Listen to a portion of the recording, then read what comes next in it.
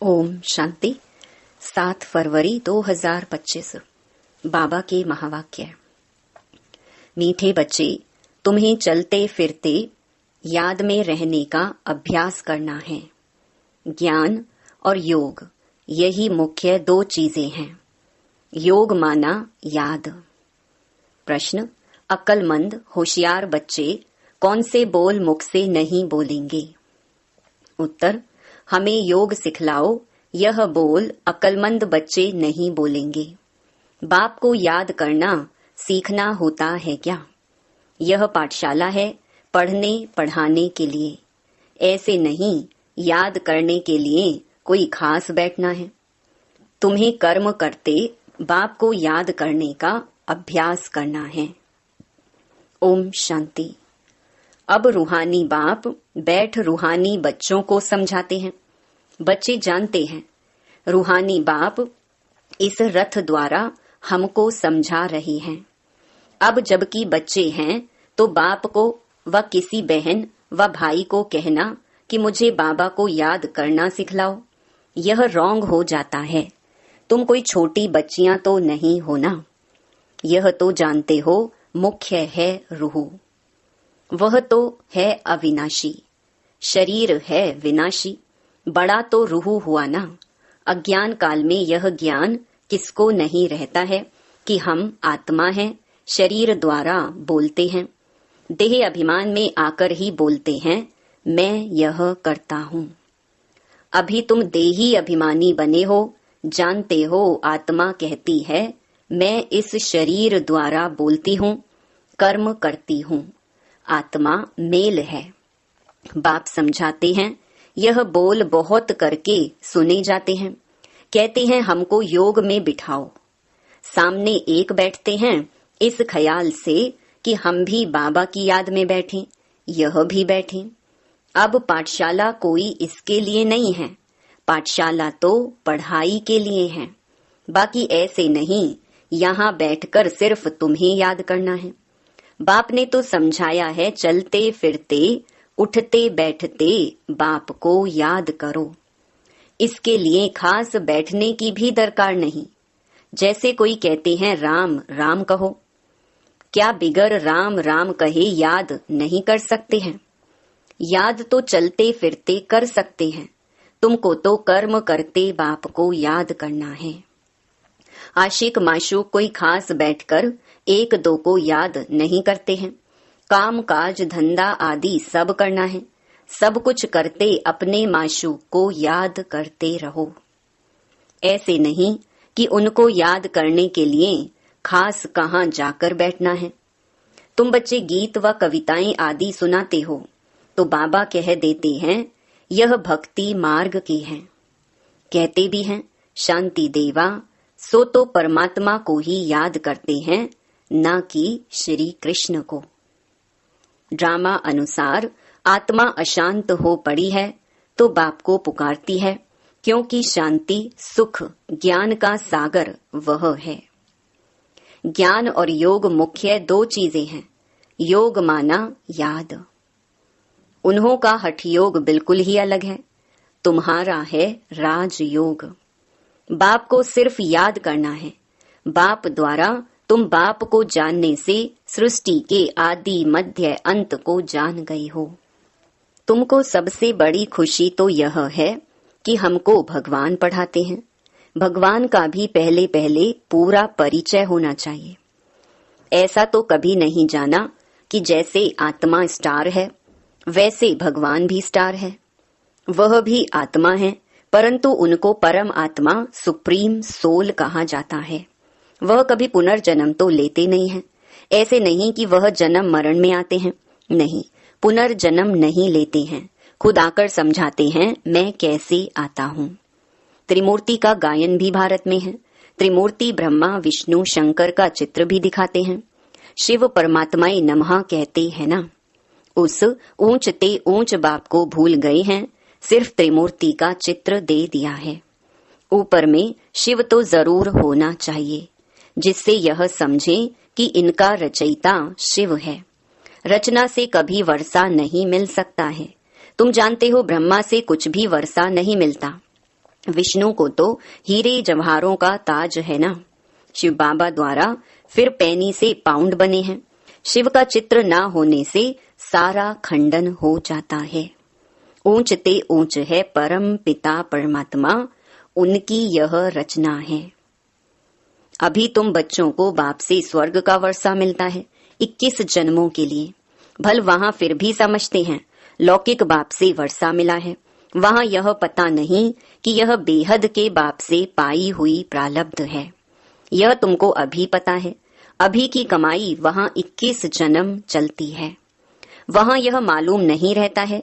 इस ज्ञान का बिल्कुल पता नहीं रहता। यह ज्ञान न देवताओं में है न शूद्रों में रहता है। यह ज्ञान है ही तुम ब्राह्मणों में। यह है रूहानी ज्ञान। स्पिरिचुअल का अर्थ भी नहीं जानते हैं। डॉक्टर ऑफ फिलॉसफी कहते हैं, डॉक्टर ऑफ स्पिरिचुअल नॉलेज एक ही बाप है।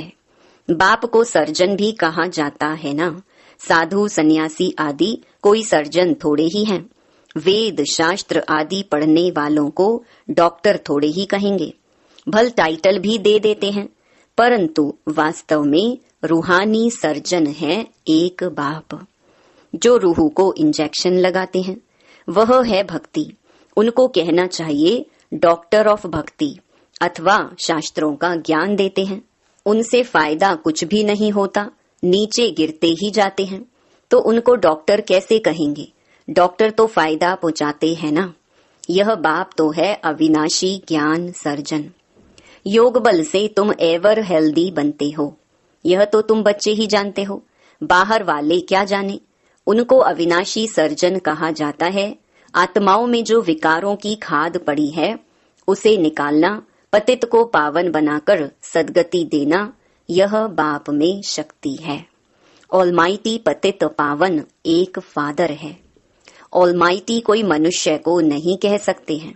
तो बाप कौन सी शक्ति दिखाते हैं? सर्व को अपनी शक्ति से सदगति दे देते हैं।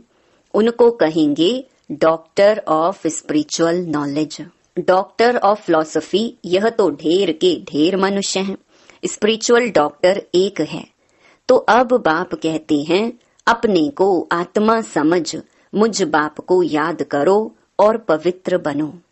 मैं आया ही हूँ पवित्र दुनिया स्थापन करने। फिर तुम पतित क्यों बनते हो? पावन बनो, पतित मत बनो। सभी आत्माओं को बाप का डायरेक्शन है, गृहस्थ व्यवहार में रहते कमल फूल समान पवित्र रहो। बाल ब्रह्मचारी बनो तो फिर पवित्र दुनिया के मालिक बन जाएंगे। इतने जन्म जो पाप किए हैं, अब मुझे याद करने से पाप भस्म हो जाएंगे। मूल वतन में पवित्र आत्माएं ही रहती हैं, पतित कोई जा नहीं सकते हैं। बुद्धि में यह तो याद रखना ही है, बाबा हमको पढ़ाते हैं। स्टूडेंट ऐसे कहेंगे क्या कि हमको टीचर की याद सिखलाओ? याद सिखलाने की क्या दरकार है? यहाँ संदली पर कोई ना बैठे तो भी हर्जा नहीं है। अपने बाप को याद करना है। तुम सारा दिन धंधे धोरी आदि में रहते हो तो भूल जाते हो, इसीलिए यहाँ बिठाया जाता है। यह 10-15 मिनट भी याद करें। तुम बच्चों को तो काम काज करते याद में रहने की आदत डालनी है। आधा कल्प बाद माशूक मिलता है। अब कहते हैं मुझे याद करो तो तुम्हारी आत्मा से खाद निकल जाएगी और तुम विश्व के मालिक बन जाएंगे। तो क्यों नहीं याद करना चाहिए? स्त्री का जब हथियाला बांधते हैं तो उनको कहते हैं पति तुम्हारा, गुरु ईश्वर सब कुछ है, परंतु वह तो फिर भी मित्र संबंधी गुरु आदि बहुतों को याद करती है। वह तो देहधारी की याद हो गई। यह तो पतियों का पति है, उनको याद करना है। कोई कहते हैं हमको निष्ठा में बिठाओ, परंतु इससे क्या होगा? 10 मिनट यहाँ बैठते हैं तो भी ऐसे मत समझो कि कोई एकरस हो बैठते हैं। भक्ति मार्ग में किसकी पूजा करने बैठते हैं तो बुद्धि बहुत भटकती रहती है। नौधा भक्ति करने वालों को यही तात लगी रहती है कि हमको साक्षात्कार हो। वह आश लगाकर बैठे रहते हैं, एक की लगन में लवलीन हो जाते हैं, तब साक्षात्कार होता है। उनको कहा जाता है नौधा भक्त। वह भक्ति ऐसी है जैसे आशिक माशूक, खाते पीते बुद्धि में याद रहती है, उनमें विकार की बात नहीं होती। शरीर पर प्यार हो जाता है, एक दो को देखने बिगर रह नहीं सकते। अब तुम बच्चों को बाप ने समझाया है, मुझे याद करने से तुम्हारे विकर्म विनाश होंगे। कैसे तुमने 84 जन्म लिए हैं, बीज को याद करने से सारा झाड़ याद आ जाता है। यह वैरायटी धर्मों का झाड़ है ना, यह सिर्फ तुम्हारी बुद्धि में ही है कि भारत गोल्डन एज में था, अब आयरन एज में है। यह अंग्रेजी अक्षर अच्छे हैं, इनका अर्थ अच्छा निकलता है। आत्मा सच्चा सोना होती है, फिर उनमें खाद पड़ती है, अभी बिल्कुल झूठी हो गई है। इनको कहा जाता है आयरन एजेड। आत्माएं आयरन एजेड होने से जेवर भी ऐसा हो गया है। अभी बाप कहते हैं, मैं पतित पावन हूँ, माँ मेकम याद करो। तुम मुझे बुलाते हो, हे पतित पावन आओ। मैं कल्प कल्प आकर तुमको यह युक्ति बतलाता हूँ, मन मना भव मध्याजी भव, अर्थात स्वर्ग के मालिक बनो। कोई कहते हैं हमको योग में बहुत मजा आता है, ज्ञान में इतना मजा नहीं, बस योग करके यह भागेंगे, योग ही अच्छा लगता है। कहते हैं हमको तो शांति चाहिए। अच्छा, बाप को तो कहाँ भी बैठ याद करो, याद करते करते तुम शांति धाम में चले जाएंगे। इसमें योग सिखलाने की बात ही नहीं है, बाप को याद करना है। ऐसे बहुत हैं जो सेंटर्स पर जाकर आधा पौना घंटा बैठते हैं, कहते हैं हमको निष्ठा कराओ, या तो कहेंगे बाबा ने प्रोग्राम दिया है निष्ठा का। यहाँ बाबा कहते हैं चलते फिरते याद में रहो। ना से तो बैठना अच्छा है, बाबा मना नहीं करते हैं, भल सारी रात बैठो, परंतु ऐसी आदत थोड़ी ही डालनी है कि बस रात को ही याद करना है। आदत यह डालनी है कि काम काज करते याद करना है। इसमें बड़ी मेहनत है, बुद्धि घड़ी घड़ी और तरफ भाग जाती है।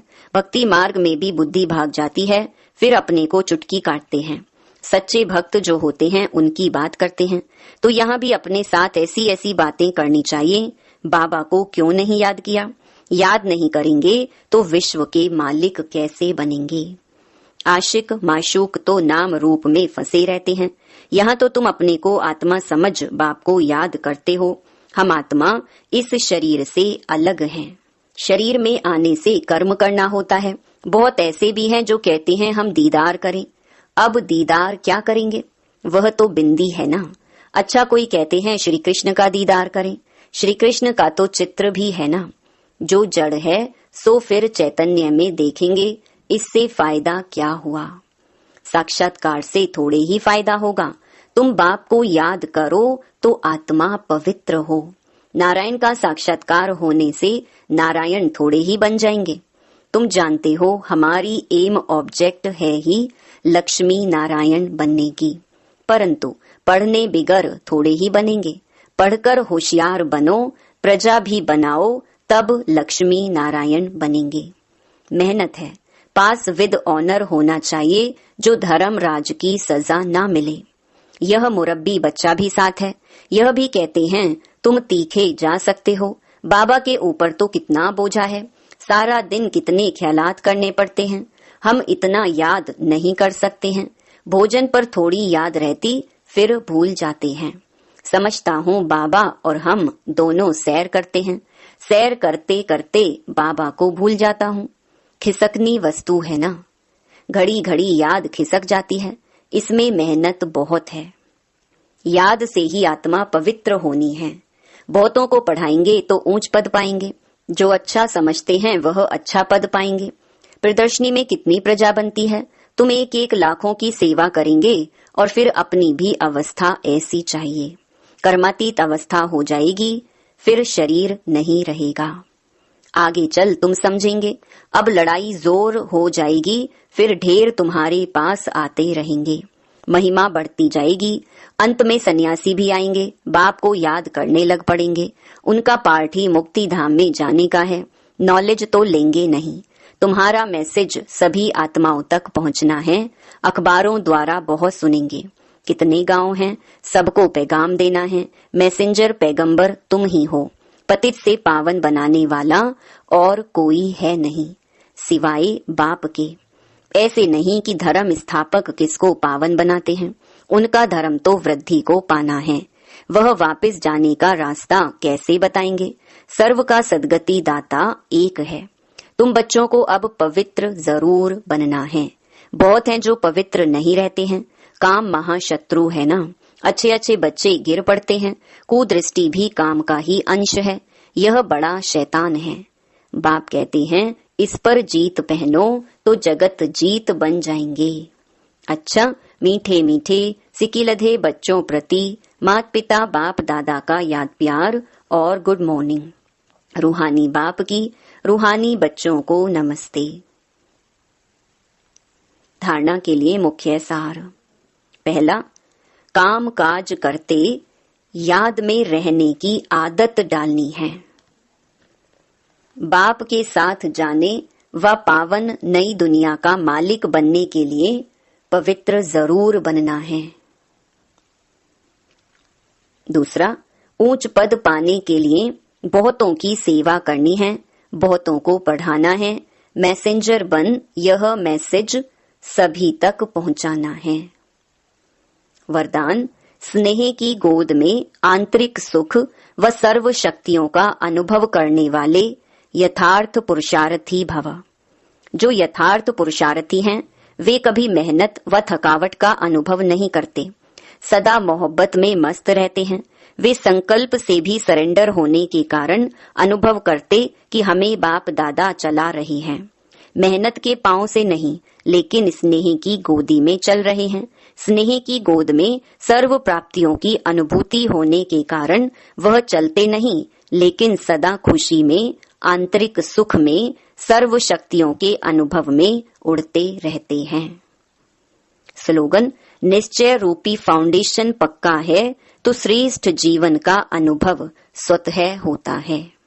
अव्यक्त इशारे, अनेकता में एकता तो प्रैक्टिकल में अनेक देश, अनेक भाषाएं, अनेक रूप रंग, लेकिन अनेकता में भी सबके दिल में एकता है ना, क्योंकि दिल में एक बाप है। एक श्रीमत पर चलने वाले हो, अनेक भाषाओं में होते हुए भी मन का गीत, मन की भाषा एक है।